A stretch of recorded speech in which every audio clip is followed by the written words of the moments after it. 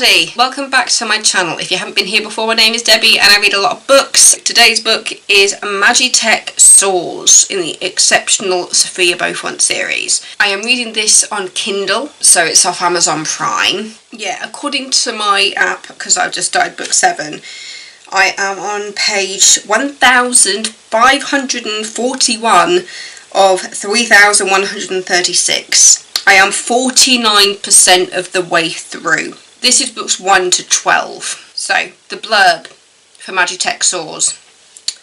It's on my little computer here. So, let's read it. There is a history to the Dragon Riders that's long been forgotten. The rivalry between the two most powerful men could be enough to tear the world apart. Sophia Beaufont isn't about to let that happen though. However, first she has to complete her training. Then she has to rally the forces. Hiker Wallace has finally come to terms with the truth. He must take down Tad Reinhardt. Will the Dragon Elite be successful, or will evil riders rule the world? Yeah. This book is essentially the battle with Tad. This book brings you to the end of the Tad Reinhardt storyline, because the next book is called The New Dragon Elite. In the previous book, Sophia got Hiker to confront everything that he was hiding from everybody, including the fact that Tad was his twin brother. And it laid the foundation for what happens in this book, which is the idea that Hiker will have to take down his own brother by himself.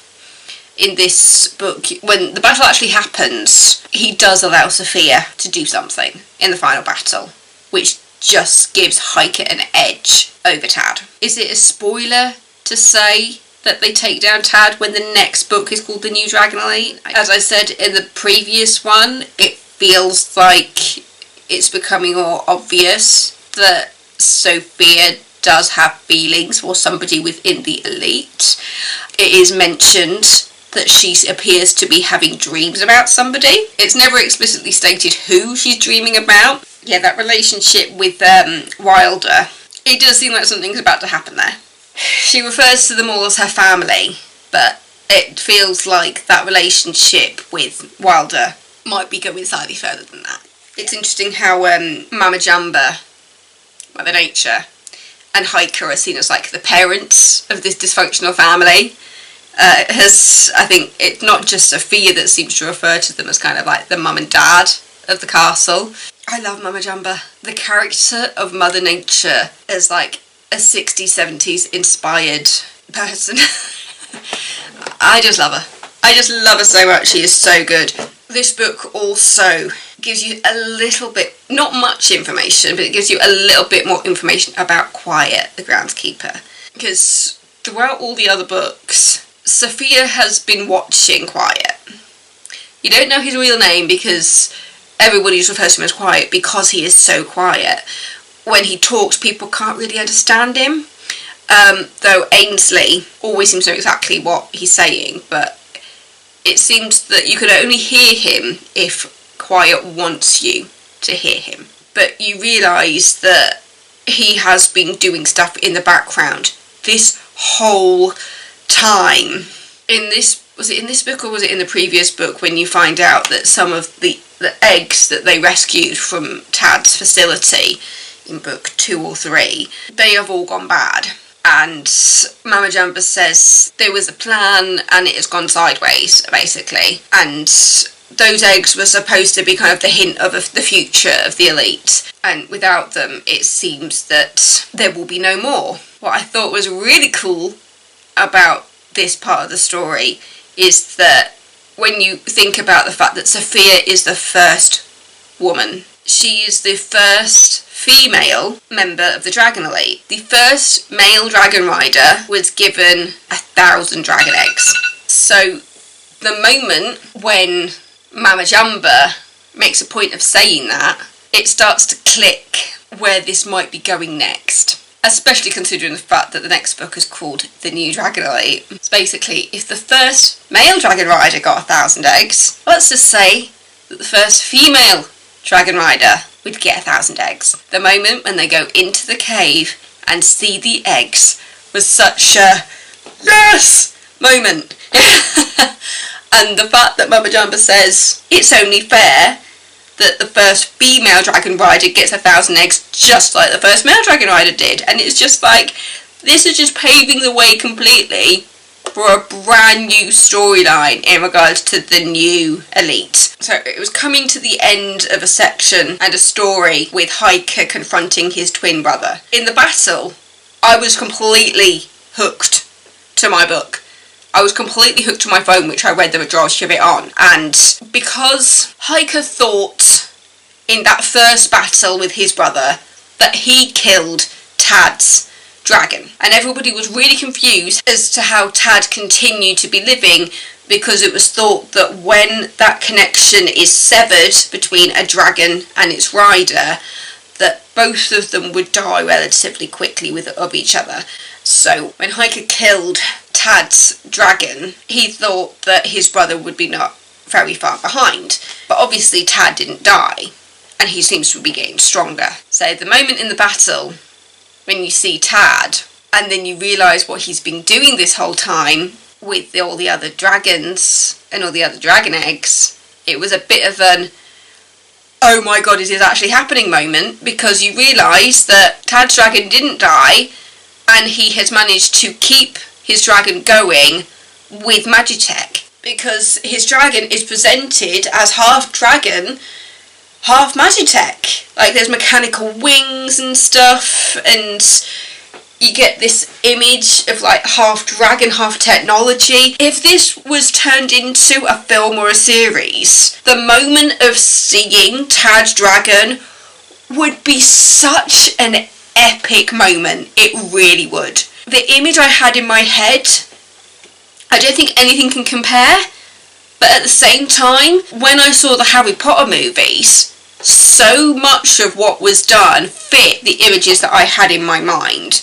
So I love the idea of somebody being able to translate this to the screen and showing that epic moment when Tad's dragon appears and you realise it's not dead and that it is pretty much majority technology, and that is how the dragon is being kept alive. That moment was probably the coolest part of the book for me, and this was already a pretty cool book. You see Sophia complete her training, and Hiker has basically come to the point when he accepts that Sophia is the start of something new. When Mama Jamba tells Hiker he has to do a certain part of the training so that he can confront his brother, he takes Sophia to a cave and says, that mission you did earlier, you did it the best that anybody has done it. She's setting records during her training. Now, the training exercise that he's talking about is at the beginning of the book when Sophia and Lunis are put into the Australia outback and have to survive for a week without using any magic. And the things that Sophia learns about herself and how to treat the people around her is very important to that. And you realise that the boys that did this before her handled it in a completely different way. It's not helped by the fact that when Sophia is trying to find food, she hears something scurrying under a tree and she just thought, oh, I'll make like this, I think is it a eucalyptus bomb or something? She makes something out of what's there and she throws it in a hole under the tree. It explodes, but it doesn't kill anything. And then she realises, oh my god, I have just woken up some magical spiders, but I cannot respond with magic. And so the fight with the spiders is terrifying to me because I'm not the biggest fan of spiders. I'm getting better with them, but the fact that they are portrayed as magic, massive spiders with an even bigger mama spider that's about to come up as well. That whole fight sequence with the spiders kind of made my skin crawl a little bit, and it's still making my skin crawl a little bit, and I do have quite a big bloody long legs in the corner that I'm just leaving. But yeah, it's during that week in Australia with Lunis that there's one particular hurdle that they confront where you find out when she gets back that she's the first person to respond like that. Basically, at night, they get these essentially zombie dingoes. Of course, it's Australia. But it's zombie dingoes that attack where they are staying at night. For the first 2 nights, they fight. And then Sophia remembers a poem about letting your demons in. And she's just like, oh, maybe that's the answer. Because when we fight, they get more energy. So what if we just let them in? What if we just sleep? Because by fighting, we just give them more energy and they want to fight even more. So what happens if we don't respond? What happens if we just let them in and go to sleep? And it works. So after 2 nights of fighting, Sophia just goes, okay, I'm just going to go back to sleep. Like, welcome, stay as long as you want. Yeah, I'm going to go back to sleep now. And when she gets home, all the boys are just like, so how was fighting the zombies? And she's just like, oh, well, after day 2, we just kind of gave up on that. We just let them in, and we were fine. We weren't mauled, we weren't killed. And all the boys look at her in complete shock and say, wait, you didn't fight the zombies every night? It was like, no, we only did it for 2 days, and then we realised that it was pointless and futile because we were just giving them what they wanted. So instead, we just decided to leave them to their own devices, and they got bored. So the reaction to that is hilarious, but it also shows you how Sophia just has a completely different outlook compared to the boys in the way that she looks at people, in the way that she does her training. And so when Hiker takes her into a cave for a meditation, he's there going, I expect you to do this in record time. You know, some of the boys that were in here for like weeks, months, years, I think you're going to do this in record time.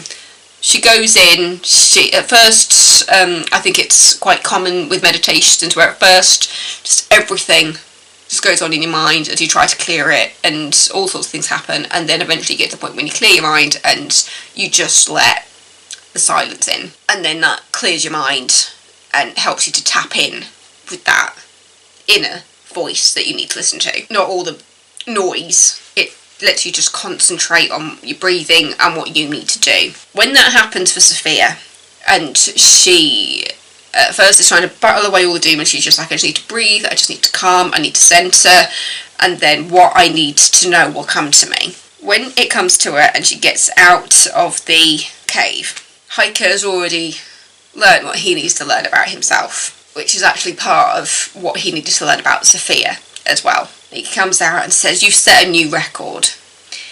And she thinks, oh, was I in there for years? Was I in there for months? How long was I in there for? And he was just there going, you've been in there for an hour. An hour.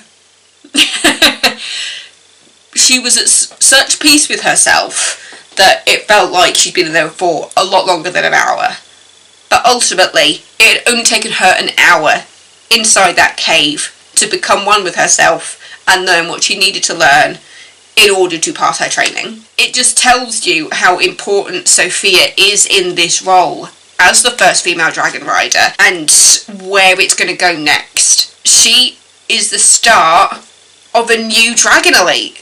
She is the start of bringing the elite into the 21st century. This is the book where you see Hiker bring televisions into the castle because he thinks it's the only way he can keep on top of what is happening in the world. When Sophia gets back from Australia and she sees the televisions in Hiker's office, she's like, wow, I'm away for a week and you bring this technology into the castle which you said you were never going to bring in. Even when all his books were taken away from him by the castle and he was left with a Kindle in his office, and Sophia was there going, I can teach you how to use it. And he says, I just want my books back. I am not going to go onto this technology, which he does eventually get his books back when he actually is honest with everybody about all the secrets that he's been hiding. I think it's because it's coming kind of to the end of an era in this section of the story in regards to Tad's storyline and what Tad's end goal was. But ultimately, Sophia has transformed the elite in more ways than one. She turned up as the first female dragon rider.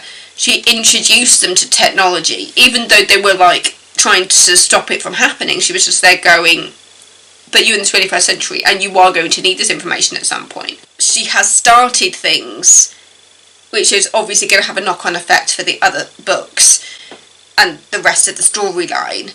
She has created, I'm not sure if I think there's a bunch of stuff in the last book that I didn't actually include because I didn't want to spoil it, but if you're onto this book you'll have read that one now, so I'll go into it a bit more. In the last book, with the mission that she was doing for the castle, in regards to the deal that she made in trying to get the complete history of Dragon Riders, Sophia completed that mission. She reopened a portal to the House of 14 from the castle. So there's a portal in the Gullington, in the castle in Scotland, that links to the House of 14 in California. When she reopens it, at first she thought she's created it, but then Heike comes in and says, I knew about it, I closed it. But obviously whatever is going on right now that's forced you to reopen it means that you are now completely linked to all of this. And it's part of what makes Heike trust Sophia and ultimately reveal his secrets to her. And you find out about Ainsley's history and the fact that she wasn't always a housekeeper. Her memories are being repressed by the castle, and if she leaves the castle for a long period of time, there's a good chance she'll die. The scar that Ainsley's got on her head comes to a battle where she saved Heike. I do wonder how that story and that relationship is going to evolve throughout the books, because as Sophia says, only somebody with a true love for somebody would save somebody's life like that. The thing that almost killed Ainsley was meant for Heike. So Ainsley stepped in front of Heike to save his life. Even though Heike says it wasn't really supposed to be like that, I don't think there is any love there. I think that Ainsley was just in the right place at the right time in regards to saving Heike's life. I do wonder if at some point Sophia will figure it all out properly, because there's so much more to that story that we don't know at this point, and that maybe there is some sort of relationship there between Ainsley and Heike that will be opened up more in the future. I don't know. As I said, I'm on book 6 of 24, and in this section I've got books 1 to 12. There's so much more story to come out, and this is me essentially theorising at this point what is going to happen next. But yeah, for me, the biggest part of this book is the battle and what Sophia does in regards to helping to find Tad's lair, as it were, which is completely protected by Magitech. But Sophia has a device that will take down Tad's security for a brief moment of time. They use that device to get into Tad's grounds, and then it is ultimately used to help Heike when it looks like Tad is about to kill him. It's that brief moment when Sophia says, I know you're supposed to be doing this by yourself, but here is something that will help you. Allow me to help you. And Heike at that point is not far off death. And I was just there thinking, are they actually going to kill somebody off in this book? Are they going to kill somebody off? Because I was scared of that. Because I would kind of become attached to everybody at this point. And I was just there going, they can't kill Heike. They can't kill Heike. But at the same time, I was going, this is book 6. And there's a chance that Tad will continue to be a storyline through this. So I was at the point when I was just thinking, if they kill Heike, I'm going to revolt. But at that point when Tad is inches away from killing Heike, Sophia says, I've got something that might be able to help you here. So let me use this device and allow you to get a little bit of strength back in this fight. Which she does. She uses the technology that she has to take down the Magitech, which is on site, and it takes down Tad's dragon. Because as I said, Tad's dragon, it's part dragon and part Magitech, but it's majority Magitech. So when Sophia uses the device, she's there going, I don't know how much of this is going to work. We've already used it once, and Magitech is clever. So there's a chance it will build up even quicker than the first time when we first took down the security to enter this lair. I say lair, it's like countryside that's got a protective cloaking on it. It almost makes me think of the invisibility cloak of Harry Potter. There's lots of comparisons to Harry Potter in this story. For me, this book ultimately comes down to the fight and the way they work together, and the fact that you are looking at this group of people and seeing them finally working together as a team, which is what they need to be as the Dragon Elite goes forward. Whew. I'm absolutely boiling. It's just, I love it. I love it so much. It's brilliant. Yeah. So, thank you for watching this one. and getting through this. This one was Magitech Soars, Sarah Noffke, Michael Anderle. Yeah, read on Amazon Kindle. This was bought by my dad. Me and my dad have a shared account. We have a family account on Amazon where we can share books with each other, which I think is really clever. So, thanks for watching Vlogmas. I will try and get shorter videos, I promise. And I'm doing a video every day and they're all like 20 minutes long. Ugh. Anyway, I'm going to go have some lunch. So, thanks for watching. I'll see you tomorrow with another video. Don't forget to subscribe. Don't forget to subscribe if you're enjoying these or you just want to see what I do next. Yeah, thanks for watching. I'll see you tomorrow. See you later.